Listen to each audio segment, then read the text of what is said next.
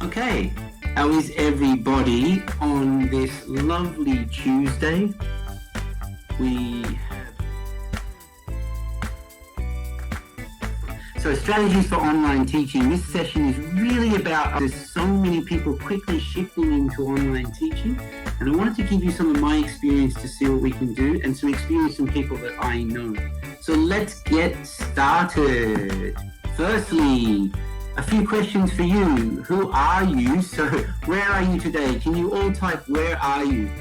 Where are you today? Let's have a look at what countries we have. Iran, Malaysia, Italy, Egypt, Oman, Philippines, Baguio. Wow, Philippines, Ho Chi Minh, Hong Kong, Mexico. I can't read. All part of getting a global community of teachers connected together, sharing ideas and seeing what we can do together. And what we realize at the moment is teachers around the world are in the same boat here, right? We're all trying to work out what we're going to do with shifting onto online, etc. And we all have the same problems around the world. Continue.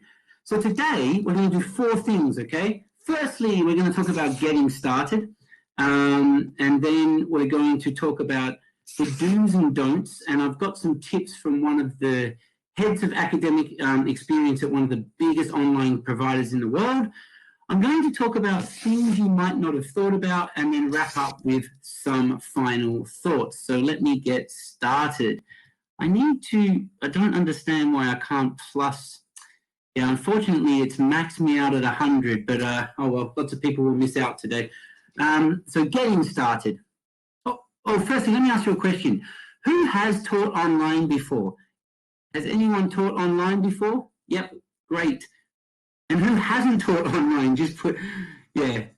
So it's good. I mean, I think a lot of people have and a lot of people haven't. So this is sort of like, it could be helpful if you have taught online as well. So let's continue. Great. Oh, you're at Apollo. Hi, Matt. Irving, I think you've already downloaded some of our stuff. Good to meet you. Okay, so guys, I'm going to give you a bit of a history lesson. Back in 2011, really the first companies started coming out with online language teaching. And really, there were some little ones, but the first big one was Tutor ABC. They're based in Taiwan, and they were sort of ahead of the game and came out before many people realized online learning would become a big thing with language learning. And then next along came 5-1 Talk and VIP Kid. VIP Kid sort of become the biggest one now in China and probably in the whole world. After a while, a whole bunch more came out. You do online? Yeah, great, Mana. A whole bunch more came out. Dada, Go Kid, EF now teaches online, Q Kids, Powerfish, iTalki. There's so many of these companies now teaching online. And this was all happening before the school closures and before the coronavirus. Different quality levels, different styles of teaching. But I'm just trying to show you this, that there has been a market for online teaching, but now that has exploded. This has become the norm, right? 2 kids or 1 kid at home learning online. Because of the coronavirus and because of the closed schools, it's now more normal to learn online than offline, right? So this sort of sets the premise of what we're talking about today. We're basically now going through the largest experiment ever in online learning. And this has never happened before. And, fingers crossed it won't happen again. But what it's doing is it's changing the way people approach online learning. It's making parents understand online learning better, and it's making teachers understand online learning. So I think that there'll be a big shift into online learning after the coronavirus. People will still keep doing it, but we know now this is the biggest experiment in history for online learning. So I want to talk about first is finding a platform and setting up. So let me ask you a question first. Do you know any of the platforms you can teach online? Can anyone name any? And then I'll show you my 4. Yeah, so you've got Google Classrooms, pretty good, Zoom. Things like, Zoom, Webroom, Skype, great. I'm just going to show you 4. Edmodo is another one. Jitsi, Adobe Connect. Oh, there's so many, right? Classing, yeah. So I'm just going to show you 4, okay? Oh, Canvas is another one. Yeah, that's great. I'm going to show you 4 very quickly, and just some things to think about. Yeah, QQ is a big one. Just some things to think about when you're trying to work out which platform to use. Oh yes, our favorite one, Anna has for Blackboard, is getting a little bit outdated now, but it's okay. So when you're looking for an online platform, these are the things I look for, but it doesn't mean that's all. I'm just giving you some ideas. So the first one to think about is, how many people can be on the screen at one time? Is it one-to-one or is it one-to-many? So that's one thing to think about. Is it one-to-one and one-to-many? And think about the layout of the videos. We'll have a look in a minute, but think about how the videos lay out.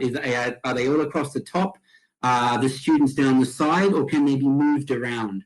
Can you have 4 people? Can you have 10 people? Can you have 100 people? Let's have a look. The next one is screen sharing. Screen sharing is really important to, if you're planning things. Some of the platforms don't have screen sharing, so that's kind of something to think about. Then you can think about, what can you upload? Can you upload PPTs, videos, PDFs, pictures? We'll have a look at that as well. Then you have to think about what tools are available to you. Are you able to draw? Are you able to write? Can you type? Can you put people in groups, etc.? Another one is breakout rooms and chat boxes. Are these, guys, just so you all know, the connections for all online platforms at the moment are very bad because there are just too many people using them. So Click Meeting is what I use recently, and it's just because there's too many people. If you don't want the chat room, just shrink it down. You don't have to read the chat room, okay? If you get distracted, just have a look at the other place. That's fine, guys. So, guys, just so you know, there is definitely some connection issues with all of the online platforms at the moment. It's because the whole world has suddenly shifted onto online. But let me move on.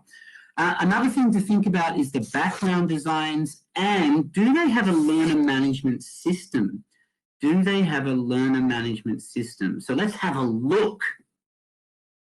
So I've just this is just my rubric that I like to use, and I'll share this all with you.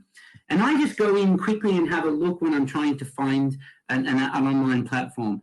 Really simple rubric that you can use. So one, it's how many people can be online? What tools does it have? Does it have breakout rooms? What's the layout? Is there a chat box? Is there backgrounds? And does it have a LMS? Yes, I'll definitely upload the webinar, no worries. Then you have to also look for the costs, the functions, and the usability. So let's have a look at what I think, and then you guys can check it out later. So 5 points if you know this platform. What platform is this?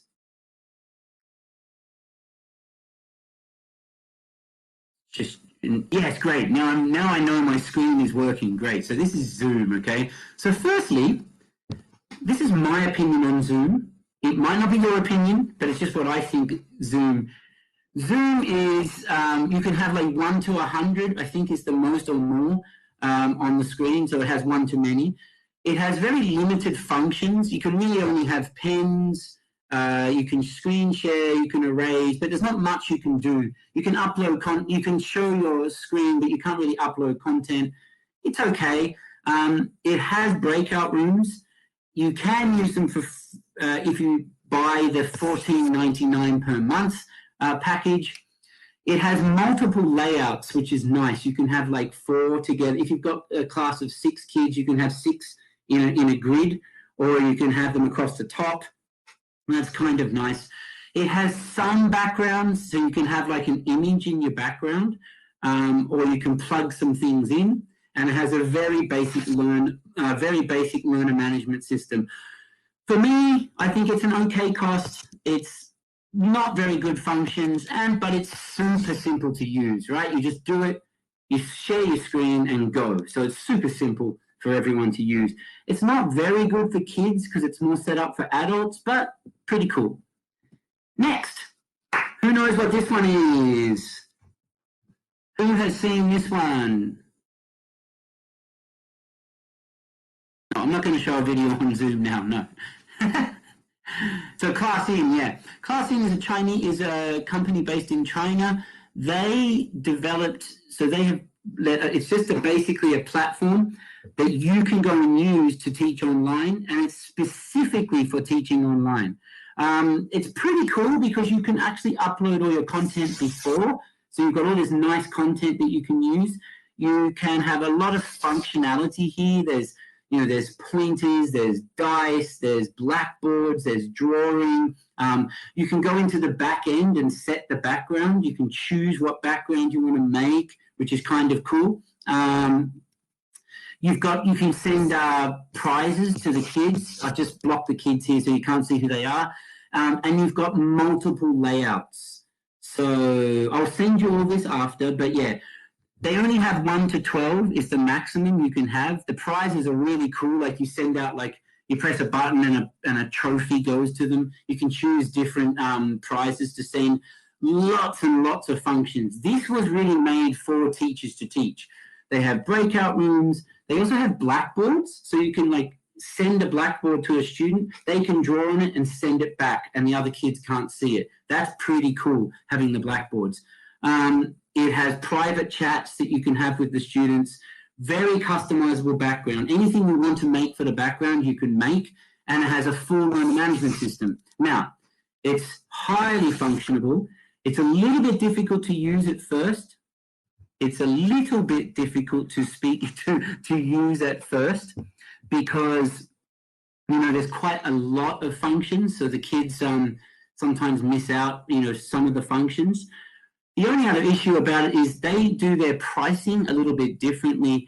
You have to buy credits on ClassIn. So you buy credits, you end up with a balance. And every time a child has a class, it costs you, if it's 1-to-1, it costs 30 cents for a class, for an hour.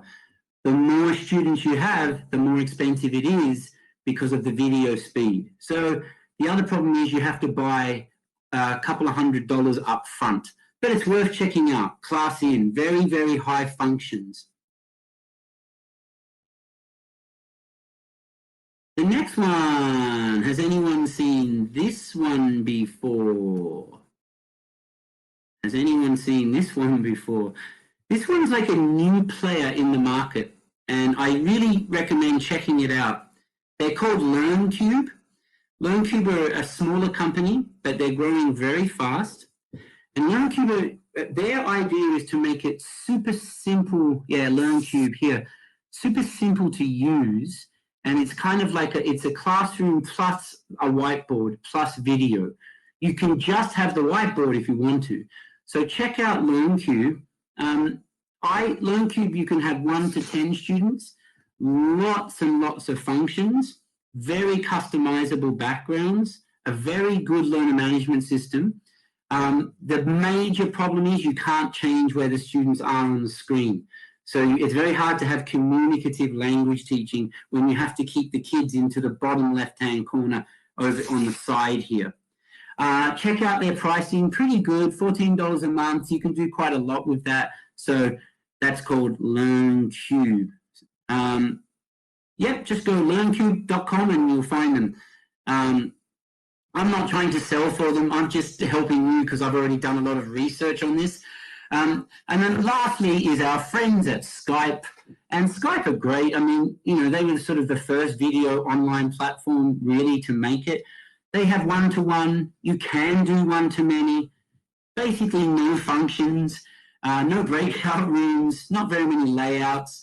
But we love Skype, right? It's easy. It's super easy to use. You just open it up, get the kids to log in. That's it, done. No learner management system really. It's a good one for one. I recommend Skype for 1-to-1. Their video quality is a bit better as well. Unfortunately, at the moment, as the whole world is going online, the video quality is dropping and dropping with all the platforms because they're just using up too much. So that's Skype. So let's think about, what did Anna have to say? Let me see. I like listening to what people have to say. So let me just see. Yeah, I know.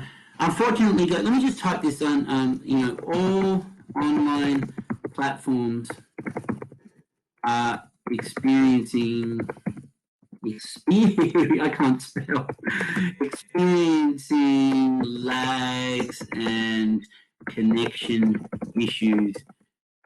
Yeah, it's just how it is. So I will upload this and you can watch it later. I'll edit out all the boring parts for you.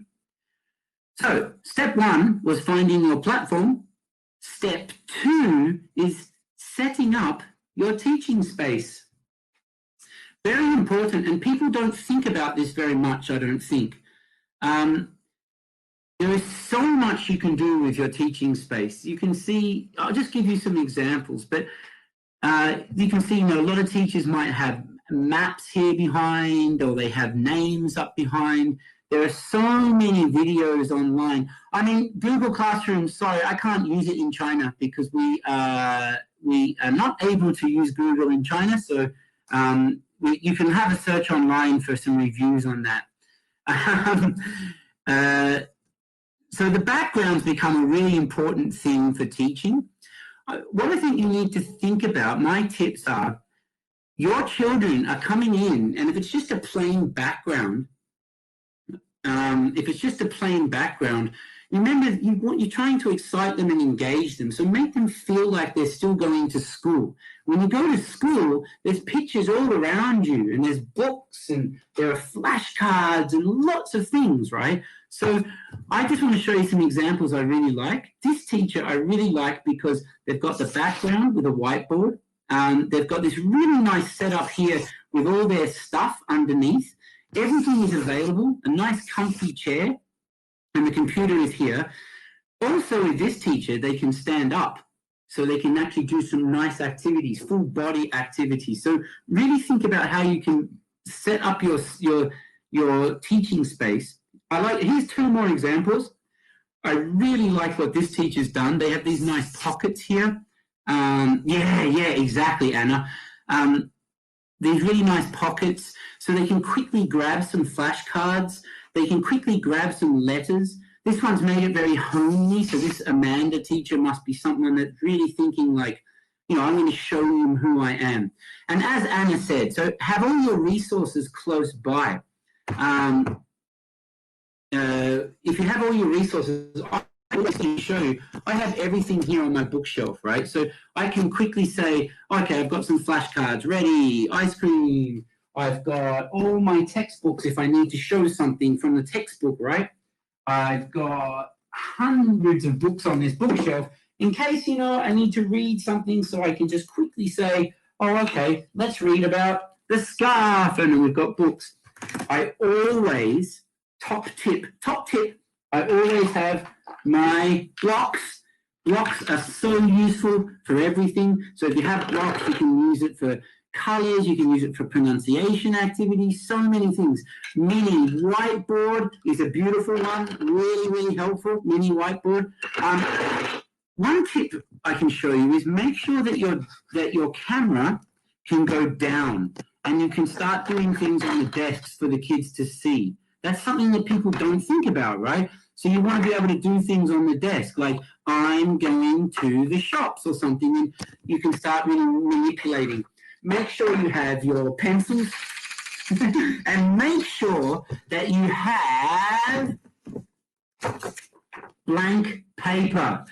One of the greatest things to have is a whiteboard, as Anna said, or blank paper. So when you're talking to the kids, oh, okay, and then you're drawing something, and now I've got a flower, and now I can start teaching something, right? It means you can interact a bit more. Yeah, it's really cool.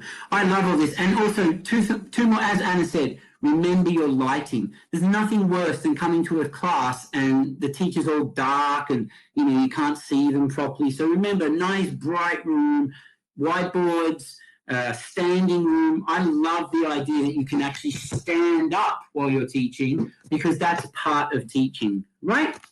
And yeah, I mean, iPad as well. That's also beautiful. I like using a PC because I can do lots of different things. And whiteboards, of course. So let's continue. Just a little tip for you. If none of you know, ManyCam is a plugin, basically, that allows you to do some cool things with your face, with your background. You can make borders. So I'm not going to get into it, but ManyCam, check it out. It helps enhance your teaching environment. So you can have these things where you can turn your face into a cat. You can turn the kids' faces into a cat. I'm not interested in this. I don't do it, but some teachers love it. They love having the borders. They love having cool backgrounds. It's all virtual. Check it out. They actually add extra tools. So yeah, some people love ManyCam.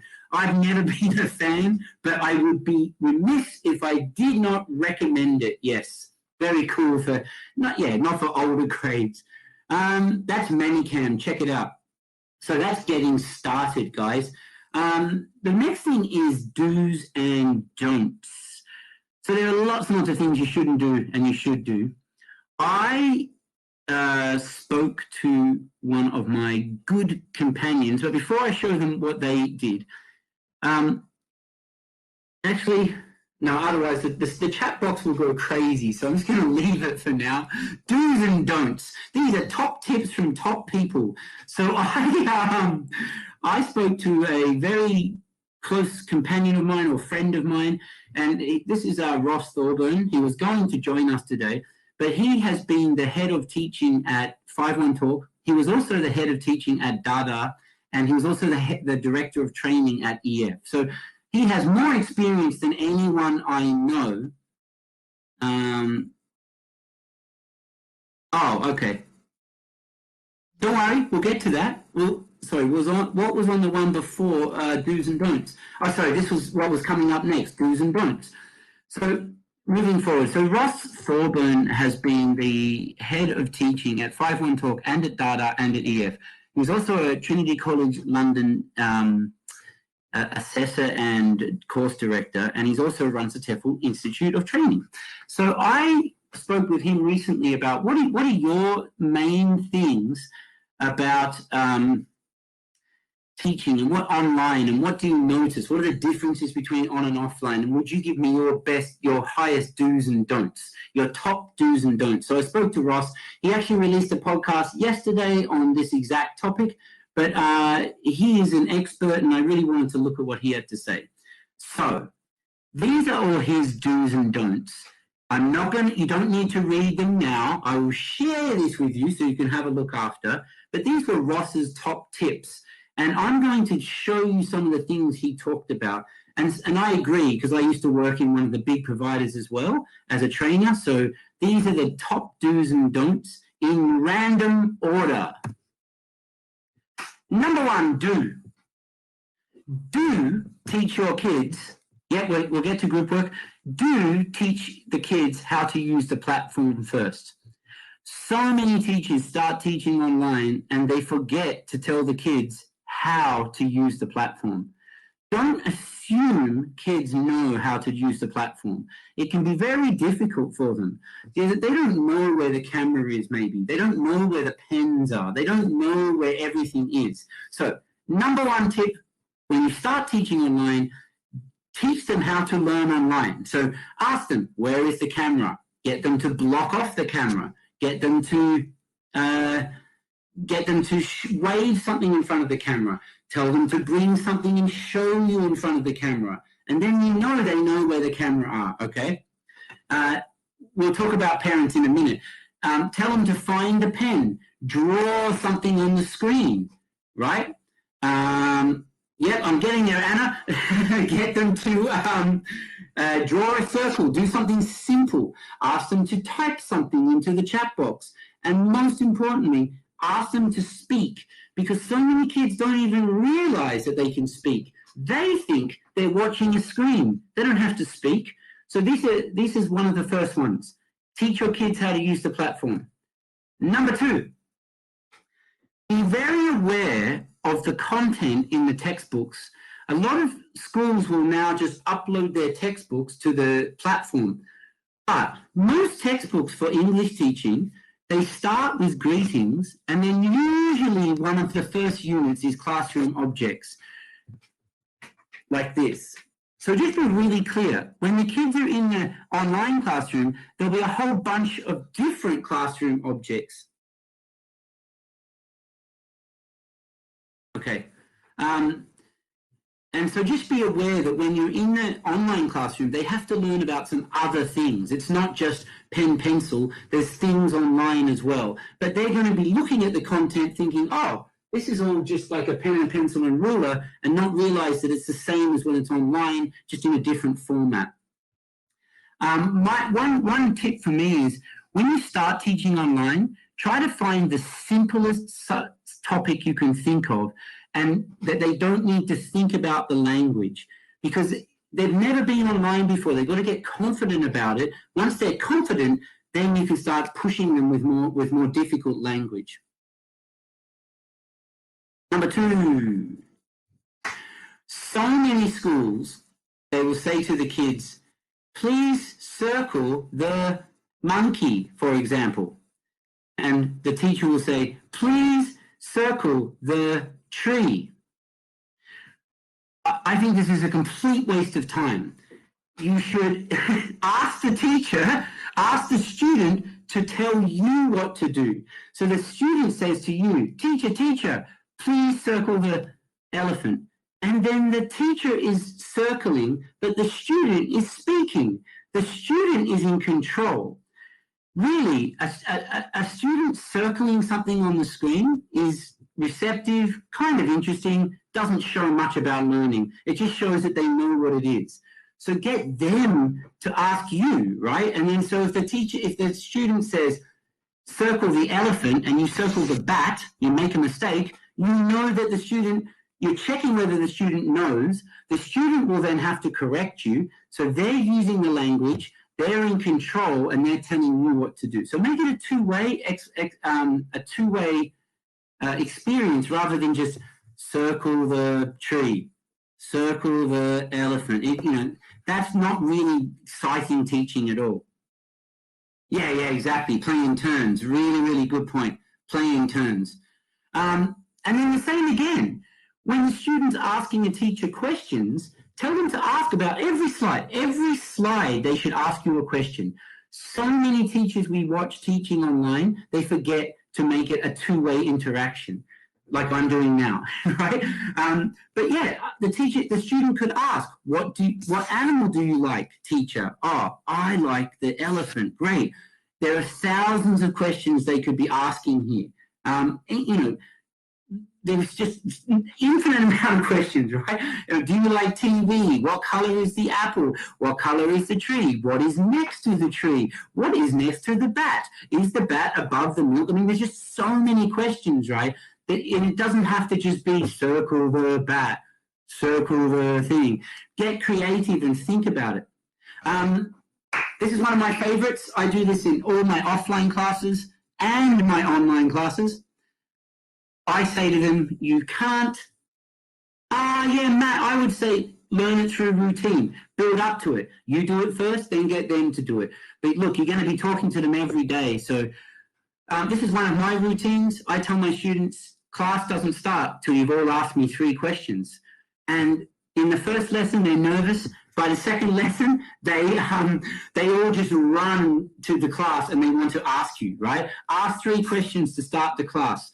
I just call it it's a key to start the class. You can't start the class till you've asked me 3 questions. And they usually say things like, teacher, how are you? Teacher, what did you do today? Jake, where are you? Jake, what are you doing? You get it, right? Try to include a question from the students in every activity. Yeah, how old are you? Make sure kids ask each other questions. If you've got more than one in the class, ask them, say, hello, Anna, can you ask Matt a question, please? And then the last one is ask questions to finish the class. I tell my students, you can't leave the class until you've asked me a question and told me something you learned today. It's called a ticket out the door, right? Okay, so this is a don't. That was a do. So do get the kids to ask questions. Don't just get kids to read the slides aloud. I can kind of see a point to it, but so many teachers we see just say, okay, kids, now read the slides. And I don't really know what it's doing because the kids will just then say, busy, busy, busy. Busy, busy every day. Busy, busy, I can't play. Now, one, it's boring, but when you're reading aloud, you're not really comprehending it as well as if you're reading it in your head and then talking about it. There's not much happening there. It's a little bit for pronunciation, maybe. So, the research shows that kids don't really, it's kind of good for pronunciation, Frank, but if you watch my pronunciation webinar, you'll see so many other tips for pronunciation that are better than reading aloud. Really, and the other thing is, reading aloud is not natural. Yes, singing is great. Singing is perfect. But how often are you walking down the street reading aloud? The only time you're really reading aloud is when a parent reads to the kid, and hopefully the kid can read to the parent. So rather than getting the kids to read a slide, why don't you get them to pick a book from home? This is my favorite book about grandma, and ask them to read to you from the book. Now, number one, it's still practicing reading and it's still practicing speaking, but what you're getting the kid to do is take the language off the screen and into their house. And now they're reading about something that is in their house, and then after class, they might continue reading to their parents. And it's a skill that is a bit more authentic, reading a book as opposed to reading slides on a screen. And then they can ask you questions, which is awesome. They have to read our book. Okay, cool. But I was just saying, many teachers I see get the kids to read the instructions out loud. I don't know why, but they do. So rather than reading the instructions out loud, get them to pick their favorite paragraph is a great one, Anna. Ask the students to read the instructions and then concept check, right? It's really obvious. So if there's some instructions on the screen, say, okay, no talking, read in your head, and then you can do some CCQs, some concept checking, right? You do your CCQs just like offline. I think a lot of teachers think once they're online, all their skills go out the window, but they're still the same skill. You still need to do concept checking, question checking questions. The next one for a do, my favorite for a do is always, just think, what can I send them before? You know they're online, so it's beautiful, right? Because they're going to have their class online. You don't need to send them a book. You don't need to send them worksheets. You can just send them a video an hour before class and say, please watch this video before class. Don't waste time in class watching videos because, they can do that before class. So watch a class before. Send them something to read before class so they've already seen it before class. Send them some pictures to look at so they can think about what the class is going to be about. Yes, Maya, send them a song to listen to. Send them an app before, right? Do some games online before class so then when they come in, they've already started to think about it. So it's just called flipped approach, right? But I have a webinar on this too. Yeah, do a dance. Good job, Rosanna. This is one of my favorite to-dos. We are teaching kids at home now. You can't do this in your classroom. So kids have all the content around them. If I look around me, I've got all my stuff here, right? I've got my blocks. I've got I've got a guitar here. I've got what else have we got? I've got a helmet. There's so many things we could be talking about, right? So it's like, I got toys everywhere because I'm in my daughter's room actually. But you see what I mean is if you have toys, you can be talking about animals and then say, go and find me a toy monkey or something. If you are talking about body parts, find a toy and actually get them to show you. Foods, you're talking about food. Go to the kitchen and find some of the food. They're in the real environment. Parents will love it eventually, not at first. Find pictures of the family. Having pictures of the family is great. It gets them to really think about what they're talking about. Bring in family members, tell them, go and get your brother, go and get your sister. Show me your grandfather. Sometimes it's really nice for them to do that. Bring in artworks that they've used before. Show their pets in class. So try to think, what is in the kids' home that we could integrate into my class, right? Yeah, handcrafts. Show me something you made yesterday, right? My daughter made this yesterday. It's an ice cream eye. It's not a very good activity, but, get them to show things that they've made in class before, at home before. So, yeah, just remember that beginner language is very concrete, right? It's very vocabulary heavy. So usually there's some realia, some stuff around the house you can get, right? Yeah, ice cream, good joke. Parents then see the kids interacting with the house, and then it also reduces some of the screen time, right? Because, they're online the whole time watching something, and you want them to take their eyes off the screen sometimes, okay? Next to do, there's so many on here, guys. This is going to be a little bit longer, this webinar. Set context, and it's the same as offline, right? I mean, just whenever you start a class, like I did today, I tried to show you a context to what we were going to talk about. So just showing some pictures and just asking the kids, what can you see? And don't tell them, what can you see? Don't say, where is the elephant? Or don't say, what's this? That's not really setting a context. It's, what can you see? Open-ended. And then the kids tell you what they can see. Then you know what level that they're at. What words do they need to know? It's kind of a little test. Then my favorite one is, what can you hear? Now, they can't hear anything, but they've got to think about it. Oh, I can hear an elephant. I can hear moo. I can hear a koala chewing. What can you smell? Oh, I can smell I can smell the koala. It's so stinky, right? And then you've set a context and you can say, what is the topic today? And it's clearly the topic is animals or the zoo or something, right? So just remember, always set a context the same way you would do it. Yes, exactly, Matt. Yeah, and there's so many questions you could be asking on one page. You can make a whole lesson out of this one page. Oh, this is a really interesting one. From watching classes and observing online classes, so many teachers, when they're teaching one-to-one, they ask the kid to be both sides of the dialogue. So they'll say, the kid will say, it's a cat. And then they'll say, no, it's not. It's a dog. Yes, it is. And I don't know why teachers do that. So if you're a teacher and you're teaching one-to-one, just get involved. Just be part of it. Yeah, you'd be surprised what we see online. So clearly encourage student-to-student interaction. So if you're using Class-in, you can actually pull the teachers from up here down to here, the students, sorry. You can grab them and put them down and then say, okay, now I want you two to speak to each other, and then the other kids can watch, just like in an offline class. So they're modeling for the other kids. They get to look at other kids doing it. Kids like to see other kids doing the language because then they're more confident to do it, right?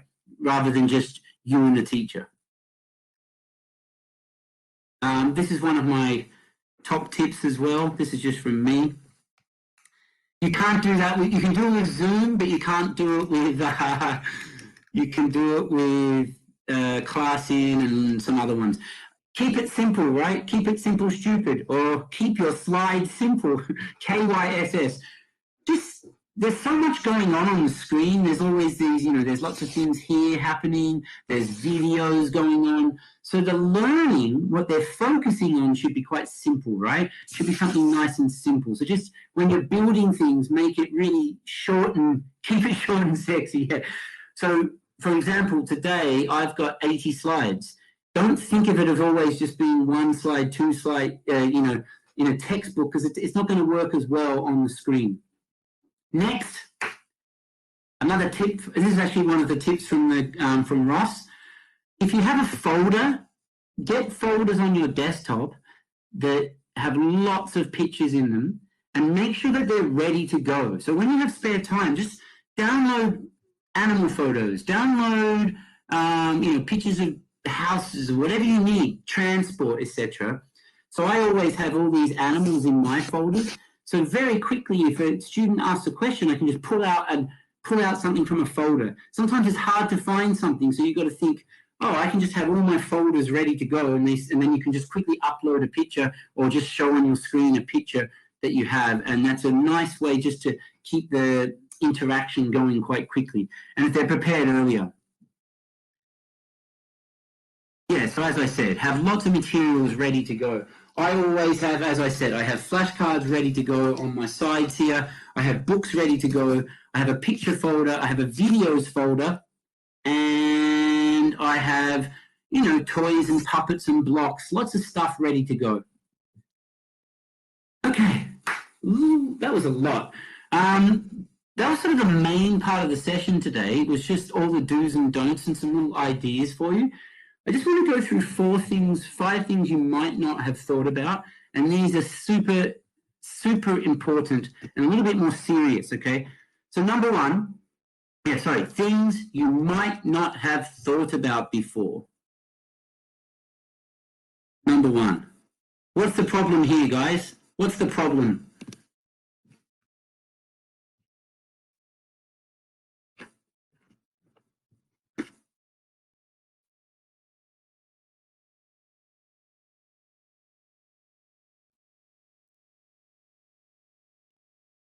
Yeah, I'll just make it really simple for you. It's really hard to draw using a mouse. So many teachers will say to a kid, draw a circle. Not all the kids are on an iPad or on a phone, and then they've got to start doing something with a mouse. I promise you, if you ask a 6-year-old to use a mouse, 90% of them have never done it before, because it's 2020. Kids use phones now. Kids use tablets.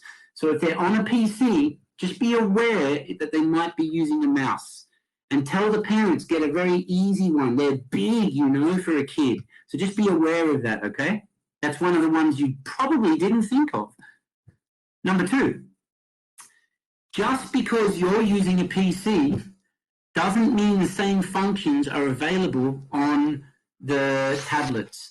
So for example, Click Meeting, when you're on a phone, you can't interact. You can only watch it. If you're on a PC, you can do other things. So just be really careful that you've checked, okay, what functions will my kids be able to see? A lot of your students will just be on a phone when they're doing this. So really check what are they on and what can they do. If they're on a PC, make sure it's, you've got functions and they can draw on the screen, etc. Next one, parents' involvement. Now you can just type for a second. What issues do parents bring you? Go. Yes, overbearing. Oh my gosh, sometimes they can be overbearing. They talk a lot. Yeah. They're skeptical. They don't speak English. Yes, Frank Foley. They're chatty. They're waiting for us to hear. There's so many of them nagging. Yeah, you all know, right? Because you've done this. Oh, the parents answering. Oh my gosh. Every question. You ask a question and the parents answer. Yeah, they want to learn more than the kid. So the kid's in the class and the parents getting a free lesson. It's awesome. Yeah, they don't allow independence. Yeah, these are all these things exactly, right? Yeah, they definitely, Clyde. Good point, Clyde. They always question the process, right? Yeah, exactly, right. So, but of course, right? So let me just start this with a premise. Parents never used to go into our classrooms, ever. You don't let parents come sit in your classroom half the time, sometimes, but not very often. So don't be tough on the parents. Be a bit sympathetic, but yeah, you're right. They want to answer everything. They think, oh, my kid's not answering. I don't know what to do, right? they think that the kids should not move, sit down and don't move. But I say, let the kids run around the house and find things and do things, right? Because that's how language learning works. So they might be a bit tough on the kids. They want to translate everything. If they speak English, it happens all the time. And what they don't realize is that in a normal English class, kids don't understand everything. They only understand like 70%, 60%. And suddenly they're at home learning, and the parents expect them to understand everything. And of course they can't do that, right? This is the first time they've ever seen a kid in a class, so they're going to be really tough on the kids sometimes. And they're so worried if their kids don't understand. So just be aware that parents will be coming in and out of your class. They will be freaking out. But my advice is just say hello and say, sorry, do you mind moving? Or, just try to be as nice to them as possible. What do you think are the effective filters? So remember I told you, kids are at home. So what are the effective filters that can affect? Yeah. What things can affect a child while they're at home learning? Yeah, feelings, right? Happiness, yep. Yeah, Paul Granger. Yeah, exactly. So effective filters are the psychological filters that can facilitate or hinder language production, right? And you don't know what happened to them that day. They're right there in the house. Maybe mummy and daddy were angry. Maybe mummy and daddy were happy that day. You can't see what's happening outside. In your classroom, you can control that in a school, in an offline setting. You can kind of control what's happening in the class. You can make sure the kids are being nice to each other. The door is shut. You're in control. But for this, you don't know what's happening around them. You don't know what's happening over here for me, right? There could be people over there. You don't know that. So just be really aware that kids there's things happening around the kids that you won't be able to control. There's feelings that they've had that day that you can't control. So just be aware that not all kids are coming to class and going to be super happy all the time. My daughter often goes to online classes and just, ends up crying because I've been picking on her that day. Not really, but, I've been a bit tougher on her before the class. So just remember that. This is something you might not have thought of, storage. When you're doing a class, make sure you record every single class you teach because it will cover you. If you do not record your classes, you are going to end up having a problem one day and you won't be able to go back and have a look at the class. So number one is great for academic reasons. You can go back and look and see where the problems were. How can you be a better teacher? How can you be doing things better? But also, when you run out of recording space from whatever platform you're using, well, the platforms, gym teachers, look on the platforms, they'll tell you. Skype has recording, Zoom has recording, ClassIn has recording. My point is, don't run out of recording space and it costs money to record, but you need to do this, right? You need to, because you don't think about it now, but parents might complain. Parents might cause and you might want to go back and have a look and say, okay, this is what happened in class. A child might do something a little bit not great. How can I say it nicely, euphemistically? So you want to be able to go back and have a look. Also, as a training tool, right? You want to go back and see, what mistakes did I make today? How can I be a better teacher? And then you can watch it. You can share it with your friends as well, right? And say, can you watch my class and give me some feedback for self-reflection, etc. So think about this, right? My advice is record all your classes. I'm just going to pause for a second because I think this is the most important slide from a serious point of view. And maybe you haven't thought about this, but look out for this and be careful. Children are at home and you don't know what's happening in the home. The more you teach online, the more the parents will become relaxed. You will see things you don't necessarily want to see. And you need to think about that. I'm not going to give you examples. Just think about it. Things will happen in the home that you need to be aware of, and these are children. So record your classes. My advice is if you're a teacher and you haven't had a background check for a long time, have a background check. Because right now, it doesn't matter so much, but very, very, very soon, it will become very important that all the teachers have a criminal background check because you're being beamed into the people's houses. So be very, very aware of that. Remember, you're at home. People don't think about this. You're in your house. You don't know what's happening in your house sometimes, you know? There are people walking around, someone's shouting at someone, someone's doing something, someone walks past the screen behind you, you know? There are things that happen in your house that you don't think about.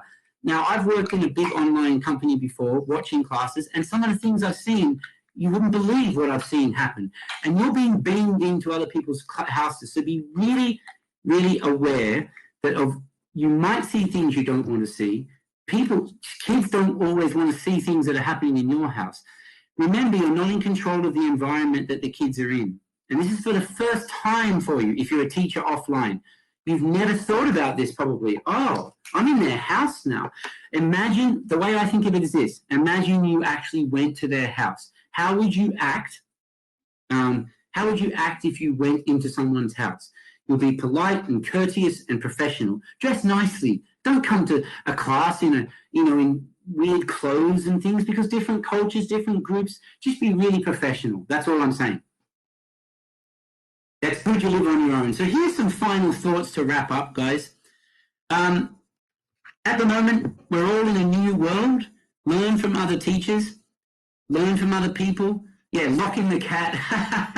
My cat, I've got to learn to do that. I did that today. Learn from other teachers. Talk to each other. Call each other up. Have a meeting on Skype with them and say, how's it going? What is going on? Because everyone's learning at the moment, and the best people to learn from are your peers. Yeah. Remember that most kids, when they're going into the class, are going through two cognitive processes. One is the language learning, and two is how do I be online?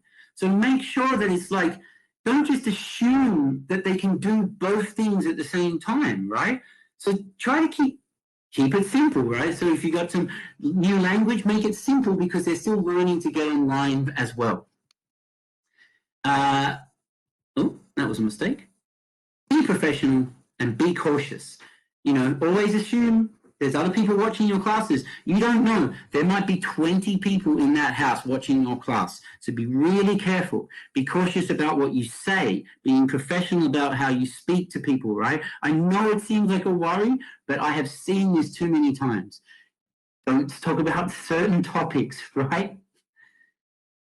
The two cognitive processes, I was just meaning that kids are online trying to work out how to do drawing and this and, I'm sitting here, it's all new to me and I've got to learn a language. So it's two things happening at the same time, right? They've got to learn how to be online first, so that becomes second nature. If you ever read Daniel Kahneman, he would say that goes into your system one thinking, and your system two thinking takes the language learning. Be creative because we don't know what we're really doing sometimes. Be super creative. The more ideas that we have, don't just think a textbook and then talk. No.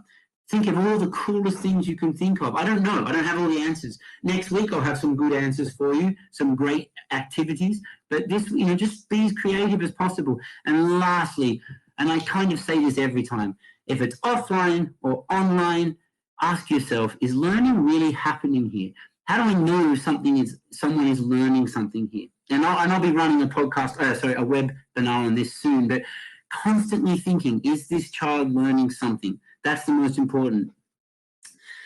Wow, that was a lot of stuff, guys. So we're going to run. Just remember, next week's webinar is on teaching vocabulary. I have to up the numbers. I tried to up the numbers before. We've had over 100 people today. I'll have to up the numbers for next week, so please book online. Remember, on tomorrow night, we have an awesome forum, a live discussion with Phyllis from Class In. She's the Global Product Director. Alex here from the Director of Seed Education. Ross, who has more experience in online than anyone I know. And Irene, who's head of a publisher here in China. It's going to be an awesome session, live discussion. What else we got? You can remember to go on studycat.com and download our content that you can use in your classes, which I'll be talking about in another podcast soon. Yeah, I'll send this out as a webinar. Don't worry, I'll send this out on video. It's all on Studycat. But you have to join the Studycat Club, and then you join the club. It's free at www.studycat.com/schools. Check it out there, and also don't forget. Follow us on Facebook, Twitter, and Instagram. Lots of cool ideas there. Check us out on there. I'll send the links through after this. And lucky last, please add me on LinkedIn. If you add me on LinkedIn, you'll get lots of updates and more advertisements. And peace. Thank you very much. You're a lovely bunch. I'm really sad because a whole bunch of people missed out on coming today.